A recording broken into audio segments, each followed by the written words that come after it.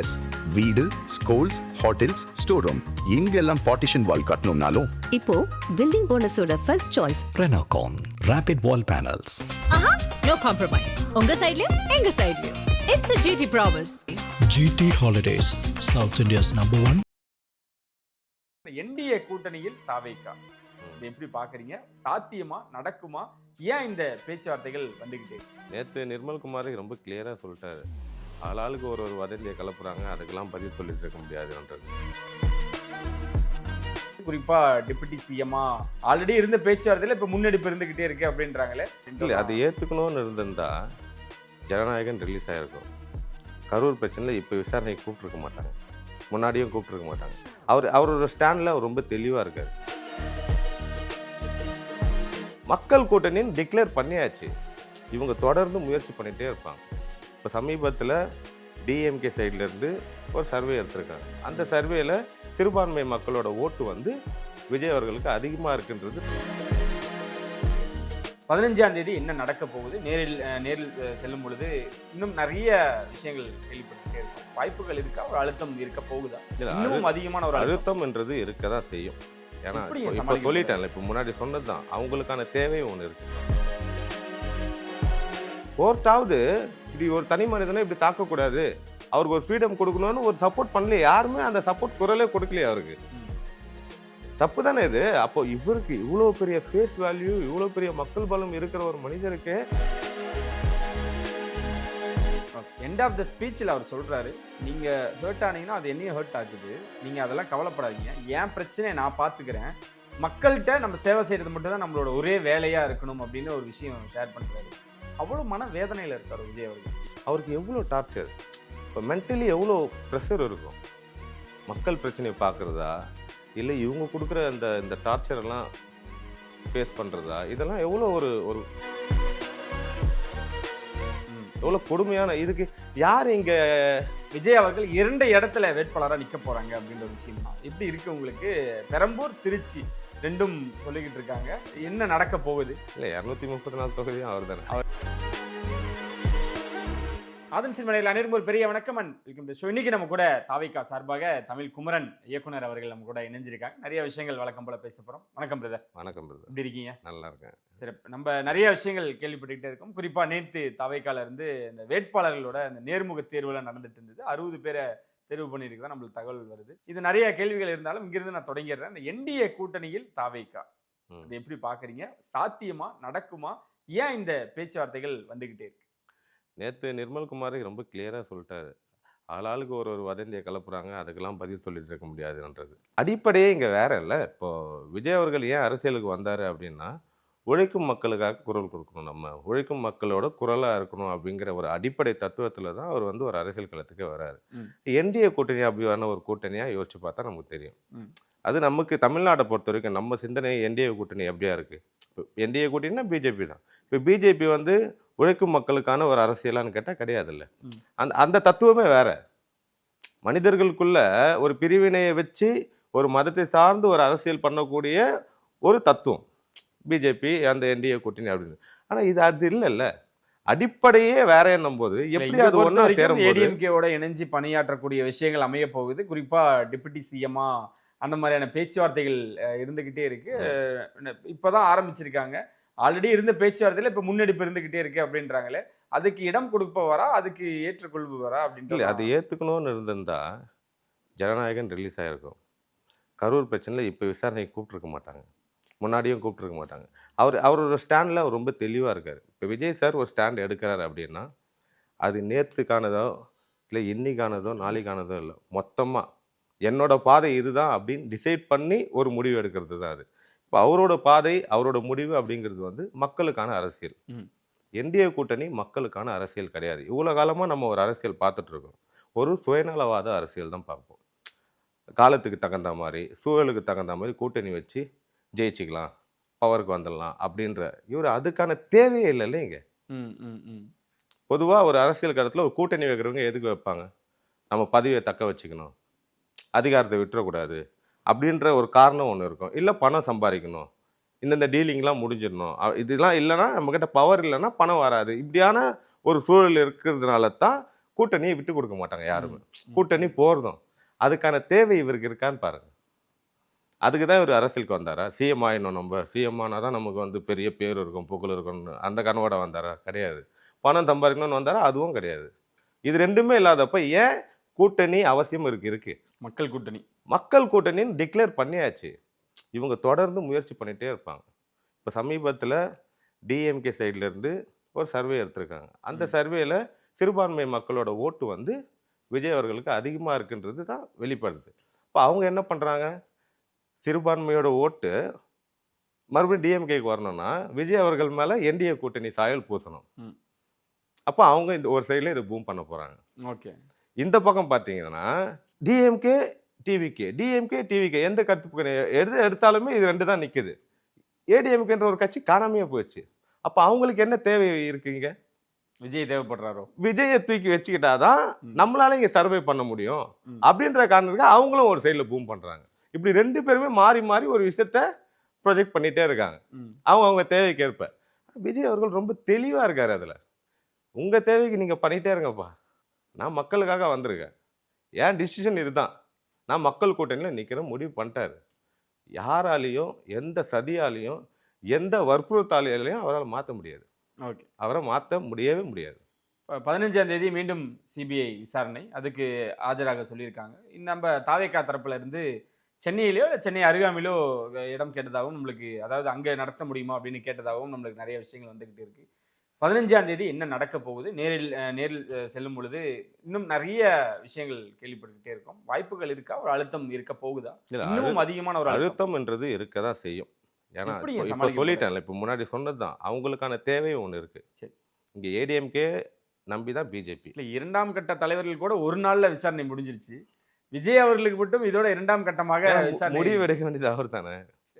கூட்டணி இப்போ இவங்க ஃபோக்கஸ் பண்றது அதானே. முடிவு எடுக்கணும். அந்த கூட்டணி பேச்சுவார்த்தைகள்லாம் நடக்க போகுது. இதுதானே எல்லாருக்குமே பொதுவாகவே தெரியுது. கூட்டணிக்காக ஏதோ ஒரு முயற்சி பண்றாங்கன்னு தொடர்ந்து தெரியுது. இவ்வளோ வெளிப்படையாவான்னு கேட்குறேன். ஒரு மனுஷனை நம்மளும் பாருங்க எவ்வளோ ஈஸியாக கடந்து போகிறோம், அதை காமெடி பண்ணிட்டு போகிறோம். இவ்வளோ வெளிப்படையாக மக்களுக்காக வந்த ஒரு மனுஷனை எல்லா பக்கத்துல இருந்து அட்டாக் பண்ணுறாங்க. டார்கெட் பண்ணி ஒரு அட்டாக் பண்ணிகிட்டே இருக்காங்க. யார் இதை கண்டுக்கிறா? இது தப்புன்னு யாருக்கு சொல்கிறாங்க? இப்போ கோர்ட்டாவது இப்படி ஒரு தனி மனிதனை இப்படி தாக்கக்கூடாது, அவருக்கு ஒரு ஃப்ரீடம் கொடுக்கணும்னு ஒரு சப்போர்ட் பண்ணலையே. யாருமே அந்த சப்போர்ட் குரலே கொடுக்கலையே அவருக்கு. தப்பு தானே இது. அப்போ இவருக்கு இவ்வளோ பெரிய ஃபேஸ் வேல்யூ, இவ்வளோ பெரிய மக்கள் பலம் இருக்கிற ஒரு மனிதருக்கு இந்த நாட்டில் இப்படி தான் நிலைமைன்னா, சாதாரண மக்களை நீங்கள் நினச்சி பாருங்க. ஒரு சுயேட்சையாக நிற்கக்கூடிய ஒரு கேண்டிடேட்டை நினச்சி பாருங்க, என்ன மாதிரியான விஷயங்கள் அவங்க ஃபேஸ் பண்ணியிருப்பாங்கன்னு. 15ஆம் தேதி இதெல்லாம் மக்களுக்கு கொண்டு வந்து சேர்த்துட்டாரு. இப்போ இந்த 15ஆம் தேதி இன்னும் முடிவு பண்ணலை. அவங்க இந்த டேட் கொடுத்துருக்காங்க. இங்கேருந்து போய் மீட் பண்ணுறதா, அந்த சூழலில் என்னென்ன வேலைகள் இருக்குது அதை பார்த்துட்டு தான் மீட் பண்ணுறதே முடிவு பண்ணியிருக்காங்க. அது நடக்கும்போது பார்ப்போம். ஓகே. இந்த மகளிர் தினத்தை அன்னைக்கு அவர் கொடுத்த அந்த தேர்தல் வாக்குறுதிகள் அப்படின்ற ஒரு விஷயம் தான் நிறைய பேர் நிறைய கேள்விகளை முன் வச்சாண்டும், இது எப்படி சாத்தியம், விஜய் அவர்களால் இது எப்படி சாத்தியம் அப்படின்னும் கேட்டுக்கிட்டே இருக்காங்க. சிலிண்டர் விஷயத்துலேருந்து இப்போ போயிட்டு இருக்கிற விஷயம் முதற்கொண்டு அதை அடிப்படையாக வச்சு கேட்கும் பொழுது இன்னும் அவங்க அதிக கவனம் செலுத்தி இருந்திருக்கணுமோ அப்படின்னு சிலர் வைக்கிறாங்க. அதை எப்படி பார்க்குறீங்க? எதை பற்றின கவனம் செலுத்திருக்கணும்? இல்லை, சிலிண்டர் விஷயங்களா இருக்கட்டும், இதுக்கப்புறம் 2500 இருக்கட்டும், இந்த மாதிரியான விஷயங்கள் வரும்பொழுது இன்னும் இதெல்லாம் சாத்தியப்படுமா, களத்துக்கு அது எப்படி முறைப்படுத்த முடியும் அப்படின்றதுல இன்னும் கவனம் செலுத்தி அறிக்கைகளை வெளியிட்டிருக்கணுமோ? இல்லை, அதுதான் அவர் அந்த எண்ட் ஆஃப் த ஸ்பீச்லேயே சொல்லிட்டாரு. இதெல்லாம் பண்ண முடியுமான்னு கேட்டால் ஏன் பண்ண முடியாதுன்றதுக்கான பதிலும் கொடுத்துட்டார்ல. 30% ஒரு பாக்கெட்டுக்கு போகுது. அந்த 30% மக்களுக்கு கொடுத்துட்டா ஈஸியாக முடிஞ்சிருமா அந்த அந்த அந்த விஷயங்கள். 1.5 லட்சம் கோடின்றது வந்து 1.5 லட்சம் கோடின்றது வந்து சாதாரண விஷயமா? இலவசங்களை நிராகரிச்சவர் தானே விஜய் அவர்கள். இல்லையே, எந்த இடத்துல அவர் இலவசத்தை நிராகரிச்சாரு? எங்கேயுமே அதை பதிவு பண்ண. வேலை வாய்ப்புகளை உருவாக்கி கொடுக்கறதா. வேலை வாய்ப்புகள் அது அடிப்படை ஒரு பவர் என்வரன்மெண்ட்டை கொஞ்சம் டெவலப் பண்ணி கொடுக்கணுன்றது தான் அவரோட கருத்தாக இருந்ததே தவிர இலவசத்துக்கு எதிராக அவர் வந்து எந்த இடத்துல ஸ்டாண்ட் எடுக்கவே இல்லை.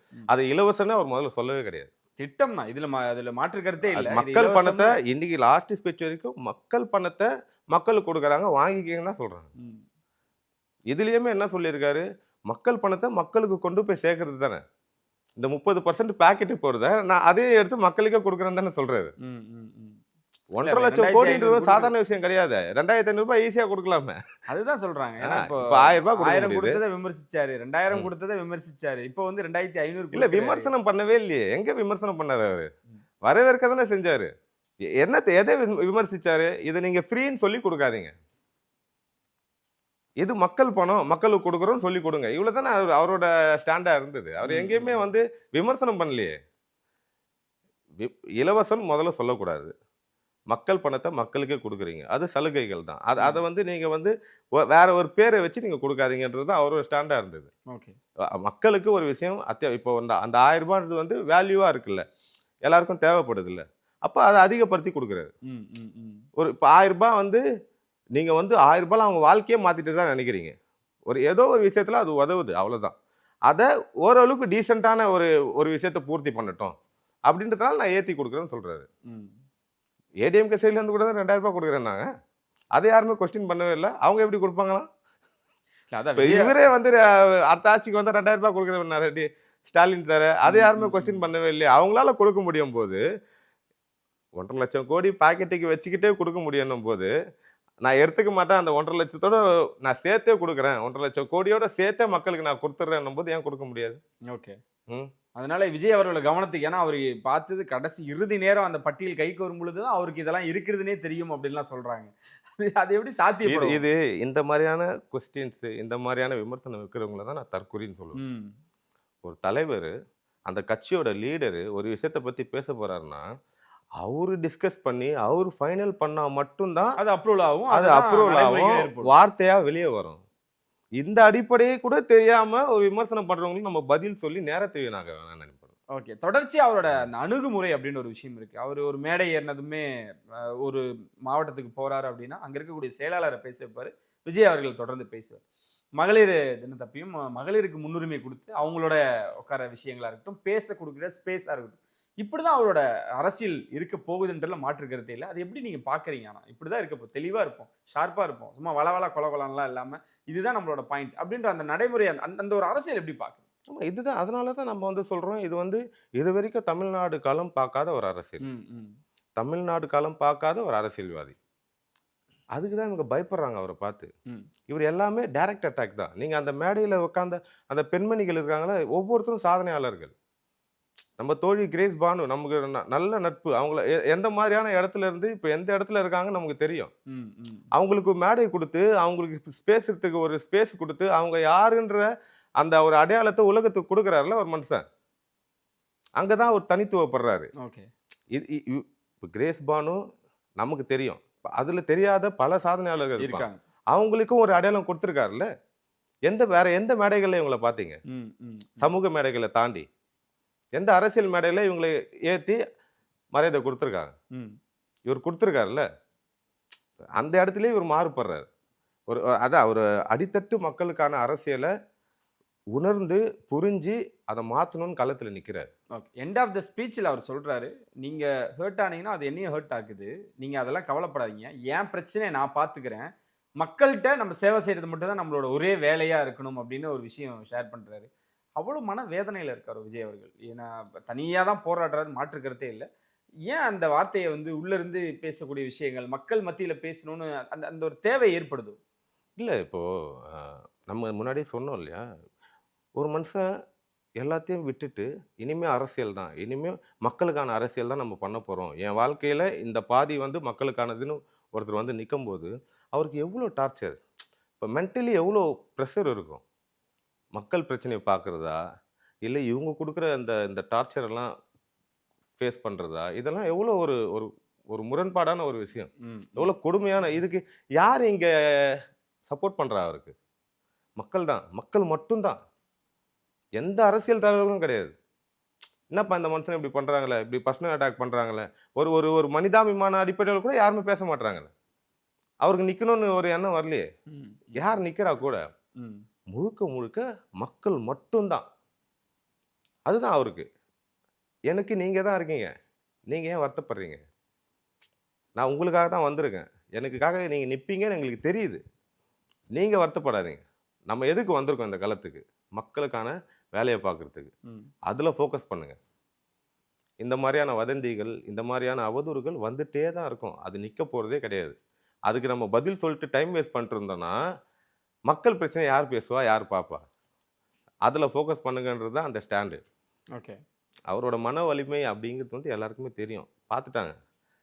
அதை அதை அதை வந்து சீண்டி எந்த எட்ஜ் வரைக்கும் அவர் இருக்காருன்றத பார்க்குறாங்க, வேற ஒன்றும் இல்லை. சிறப்பு. நேற்று இந்த வேட்பாளர்கள் தேர்வு, விஜய் அவர்கள் 2 இடத்துல வேட்பாளராக நிற்க போறாங்க அப்படின்ற ஒரு விஷயம் தான். எப்படி இருக்கு உங்களுக்கு? பெரம்பூர், திருச்சி 2ம் சொல்லிக்கிட்டு இருக்காங்க. என்ன நடக்க போகுது? இல்லை, 234 தொகுதியும் அவர் தானே. அவர் தானா? ஓகே. இல்லை, ரெண்டுமே வந்து ரொம்ப ரொம்ப முக்கியமான ஒரு தொகுதி. இப்போ அஃபிஷியலாக அனௌன்ஸ் பண்ணிட்டாங்களான்றது தான் மேட்ரு. இன்னும் அனௌன்ஸ் பண்ணல. பண்ணிட்டாங்கன்னா அது ரெண்டுமே டெவலப் ஆக வேண்டிய ஒரு தொகுதி தான். அவர் அந்த அடிப்படை மக்கள்னு சொல்கிறேன் பார்த்தீங்களா, ஒரு உழைக்கிற மக்கள் இருக்கக்கூடிய இடங்கள் தான் அவர் சூஸ் பண்ணியிருக்காரு. ஒரு மாடலாக அதை உருவாக்குவாருன்ற நம்பிக்கை இருக்குது. தமிழ்நாடு எப்படி இருக்கணும், இப்போ ஏன்னா மக்கள்கிட்ட டைரெக்டாக 234 தொகுதியிலையும் அவரோட முகமாக வேட்பாளர்கள் போகிறாங்க. அப்போ இவர் இங்கே ஒரு மாடல் கிரியேட் பண்ணுறத மற்ற எல்லாருமே அதை ஃபாலோ பண்ணுறதுக்கான ஒரு விஷயம் இருக்கும். ஓகே. இல்லை, சமீபத்தில் வந்து அவதூறுகளாக இருக்கட்டும், சர்ச்சைகளாக இருக்கட்டும், இப்போ 15ஆம் தேதி இஷ்யூவாக இருக்கட்டும், இதெல்லாமே விஜய்க்கு ஒரு டிராபேக்காக அமையும்னு நினைக்கிறீங்களா? இல்லை வந்து இது தாண்டி மக்கள் மத்தியில் இன்னும் செல்வாக்கு தான் அதிகரிக்கும் அப்படி எடுத்துக்கலாம்? இல்லை, மக்கள் ரொம்ப தெளிவாக இருக்காங்க. நீங்கள் ஒரு ஒரு ஒரு நான் முன்னாடியே சொன்ன மாதிரி இவங்களுக்கு ஒரு தேவை இருக்குது, இவங்களுக்கு ஒரு தேவை இருக்குது. அதுக்கு அவங்க ஒரு வதந்தியோ ஒரு பொருளையோ கிளப்புறாங்க. ஒரு சின்ன எல்லாம் அந்த டைம்லேருந்து ஒன்று ஒரு பாயிண்ட் எடுத்துகிட்டு வராங்க. இப்போ சமீபத்தில் திரிஷா அவர்களை கொண்டு அதை வச்சு ஒரு பாலிடிக்ஸ் பண்ணுறாங்க.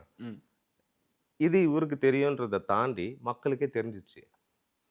மக்கள் ஒரு கடைக்கோடி மக்கள் சொல்கிறான், அவங்க பர்சனல் உங்களுக்கு எதுக்கா அந்த கேள்வி வருது இல்லை, எங்கேருந்து வருது யோசிப்பாருங்க. நல்லா மேம்பட்ட மக்கள் நம்ம சொல்லக்கூடியவங்க கிட்டேருந்துலாம் வரல. சாதாரண ஒரு பூக்கடை வச்சிருக்க அம்மா சொல்லுது, ஏன்பா அவரோட பர்சனல் உங்களுக்கு எதுக்கு, அந்த கேள்வி வருது இல்லை. மக்கள் ரொம்ப தெளிவாக இருக்காங்க. இதில் ட்ராபேக் யாருக்குன்னா, இவர் மேலே வதந்தியோ பொருளையோ கலப்பணும்னு முயற்சி பண்ணுறாங்க பார்த்தீங்களா, அவங்களுக்கு தான் ட்ராபேக். ஓகே. மக்கள் சந்திப்பு கூட்டம் இன்னும் நடக்காமல் இருந்துக்கிட்டே இருக்குது. திருச்சியில் மாநாடுன்னு கேள்விப்படுறோம். நிர்வாக சந்திப்பு கூட்டமாவது வாரத்துக்கு ஒரு முறை நடந்துட்டு இருந்தது. இப்போ 15ஆம் தேதி அவர் சிபிஐக்கு ஆஜராகிறதுனால அதுவும் நிறுத்தி வைக்கப்படுது.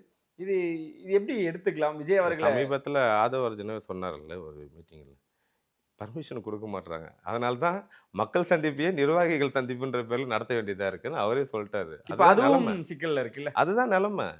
இவர் அன்னைக்கு நம்ம ஜென்ரலாக வந்து இவர் ஒரு நிகழ்வு ஒரு நாள் நடத்துகிறாருன்னா அதுதான் அன்னைக்கோட டோட்டல் டேவோட நியூஸாக இருக்குது.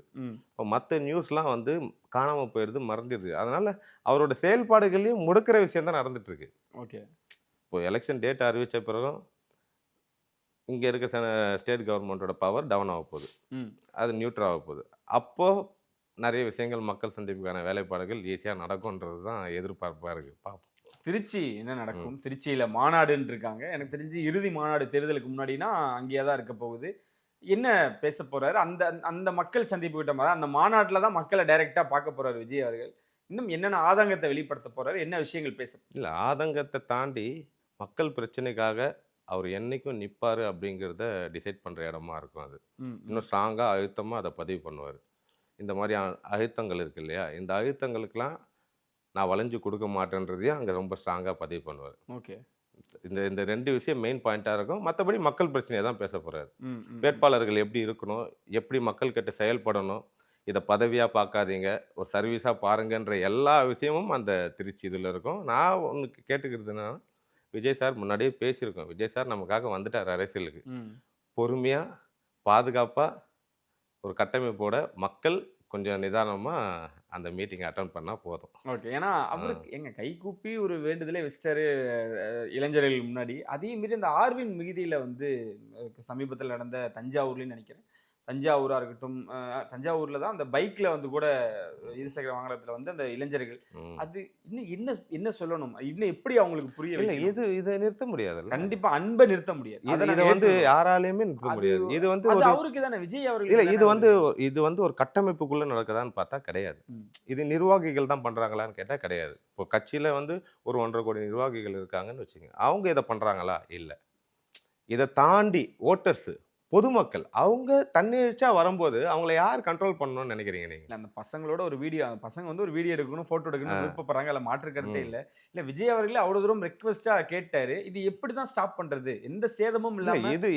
இது வந்து என்னைக்குமே முடியாது. தமிழ்நாடு கலாச்சாரத்திலே இருக்க ஒரு விஷயம். ஓகே. இப்போ சமீபத்துல நீங்க ஆந்திரால பெங்களூர்ல என்டிஆர் ஒரு தியேட்டருக்கு வந்திருக்காரு. அந்த பெங்களூர் சைடில் வந்திருக்காரு. அங்க பெரிய பிரச்சனை. அவரை பார்க்க வந்த ரசிகர்கள் உள்ள ஏதோ கடைகள்லாம், பேங்க்லாம் பூந்து, ஹாஸ்பிட்டல்லாம் பூந்து அடிச்சு வச்சிருக்காங்க. அங்க கம்பேர் பண்ணா நம்ம பசங்க எவ்வளோ பரவாயில்ல. ஒரு வீடியோக்கு தானே பண்றாங்க. அது ஒரு ஒரு தலைவனை பார்க்கறதுக்கு அது ஒரு ஆர்வம் தான். அது வந்து காலப்போக்கில் மாறும். உடனே மாறுமான்னு கேட்டா மாறாது. ஏன்னா இது மொத்த தமிழ்நாடு இல்ல. இங்க இருக்க கூட்டம் ஆல்மோஸ்ட் அவர் சொன்னது தான். நான் தான் தமிழ்நாடுன்னு ஒரு சொல்றாரு. இது மொத்த தமிழ்நாடு. மொத்த தமிழ்நாடும் ஒரு 3 வருஷத்துல மாறினானே எப்படி மாறும்? கொஞ்சம் கொஞ்சமா அது அது அந்த பக்குவப்படும் போது ஓகே இது அரசியல். நம்ம ஓட்டு போடுறதோட நம்ம கடமை கிடையாது. நம்ம வந்து அவர் பின்னாடியே நிற்கணும். நம்ம அவர் முகமா இருக்கும்போது அவருக்காக நம்ம அவர் பேரை கெடுத்துடாம நடந்துக்கணும் அப்படிங்கிற இடத்துக்கு இளைஞர்கள் வரும்போது இது மாறிடும். ஆனா வருவாங்க. ஓகே. தேர்தல் குறுகிய நாட்கள் தான் இருக்கு. இன்னும் களம் எப்படி சூடு பிடிக்க போகுது? எப்படி வேலைகள் நடக்க போகுது? தாவேக்கா இன்னும் எப்படி வேலைகள் ஆரம்பிக்கும்? இல்ல இந்த 2026 தேர்தல் நம்ம எல்லாம் ரொம்ப நாளா பேசுறோம். இது தாவேக்கா சுத்தி தான் சரி. இன்னும் எலெக்ஷன் டேட்டே அறிவிக்காம இருக்காங்க. எதுக்கு? என்டிஏ கூட்டணிக்கு வாங்க நாங்க அறிவிக்கிறோன்ற ஸ்டாண்ட்ல இருக்காங்க. அந்த லெவல்ல போகுது. அப்போ இந்த எலெக்ஷன் மக்கள் விசஸ் கூட்டணி கட்சிகள். மக்கள்ன்றது வந்து தாவேக்கா விசஸ் கூட்டணி கட்சிகள்னும் போது ரொம்ப பரபரப்பா இருக்கும். இன்னைக்கு பார்க்குற அவதூறுகள், இன்னைக்கு பார்க்குற நெருக்கடியை விட இன்னும் நெருக்கடியில் இன்னும் அதிகமா வரும். சரி. ஏன்னா இவ்வளோ பேர் இருக்காங்களே. விஜய் சார் வந்து ஒரே ஒரு ஐடி விங் தான், மக்கள் ஐடி விங்கு. இந்த பக்கம் ஒரு 21 ஐடி விங்கு, இந்த பக்கம் ஒரு 10-11 ஐடி விங்கு, மொத்தம் 30-40 ஐடி விங் சேர்ந்து ஒரு ஒரு மனுஷனை அட்டாக் பண்ண போகுது. இன்னும் பரபரப்பா இருக்கும். அதெல்லாம் ஃபேஸ் பண்ண முடியும், அதை தாண்டி ஜெயிக்க முடியுன்ற நம்பிக்கை, தன்னம்பிக்கை விஜய் அவர்களுக்கு இருக்கு. சிறப்பு. அதையும் பொறுத்திருந்து பார்ப்போம். ரொம்ப நன்றி பிரதர். நன்றி, நிறைய நன்றி. விஷயங்கள் வழக்கம் போல எங்களோட பயந்துக்கிட்டீங்க. நினைச்சலாம் சந்திக்கிறேன். உங்களுக்கு தேடி பெறாமல் நன்றி.